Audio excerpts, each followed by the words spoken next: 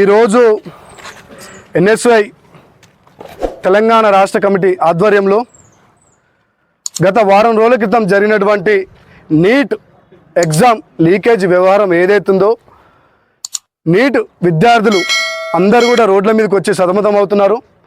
ముఖ్యంగా తెలంగాణ రాష్ట్రంలో 86,000 విద్యార్థి నిరుద్యోగులు వాళ్ళ జీవితాలు ఇవాళ ఆశఘోషమవుతుంది. ఎందుకంటే ఇవాళ ఒక ఎన్టీఏ వ్యవస్థ అనేది పూర్తి స్థాయిలో ఒక స్వచ్ఛంద సంస్థలకు విద్యార్థుల పక్షాన నిలబడి ఎగ్జామ్ కండక్ట్ చేయకుండా కేంద్ర ప్రభుత్వ చెప్పు చేతుల్లో ఉంటూ వారికి అనుకూలంగా ఉన్నటువంటి వ్యక్తుల స్వలాభాల కోసం ఇలా ఎగ్జామ్లు కండక్ట్ చేసి విద్యార్థుల జీవితాల యొక్క నాశనం చేస్తున్నాయి.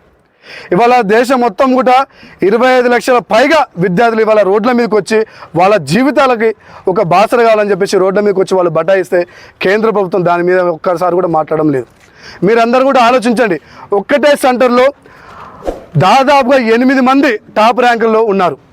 గతంలో ఎప్పుడు కూడా 2016 నుంచి నేటి వరకు కండక్ట్ చేసినటువంటి నీట్ ఎగ్జామ్లలో కూడా ఎప్పుడు కూడా టాప్లో ఒక్కరు లేదా ఇద్దరు ముగ్గురు మాత్రమే ఉండేది. కానీ ఈసారి జరిగినటువంటి ఎగ్జామ్లో టాప్ 67 మెంబర్స్ ఉన్నారు. అందులో 8 మంది ఒకే సెంటర్ వాళ్ళు 1 by 1 కూర్చున్న వాళ్ళు, అందులో కూడా 6 మంది టాప్లో ఉన్నారు. ఇద్దరికి 720 మార్కులు అయితే 719, 718 వస్తాయి. నెగిటివ్ మార్క్స్ 4 మార్క్స్ పోగా 719, 18 అనేది రాదు. వస్తే 715 రావాలి లేదా 716 రావాలి. 719 ఏ విధంగా వస్తాయి అంటే ఇది పూర్తిగా లీకేజ్ అయిందని చెప్పేసి క్లియర్గా విద్యార్థి లోకానికి సమాజానికి కూడా తెలియజేసింది. ఈరోజు ప్రధానంగా ఎన్ఎస్ఏ డిమాండ్ ఒక్కటే, విద్యార్థుల పక్షాన న్యాయం చేయండి. ఎన్టీఏ అనే వ్యవస్థ కేంద్ర ప్రభుత్వ చెప్పు చేతుల్లో కాకుండా ఒక స్వచ్ఛందంగా నిర్వహించాలి.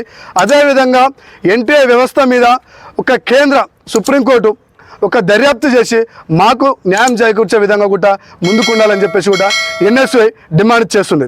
వి వాంట్ జస్టిస్.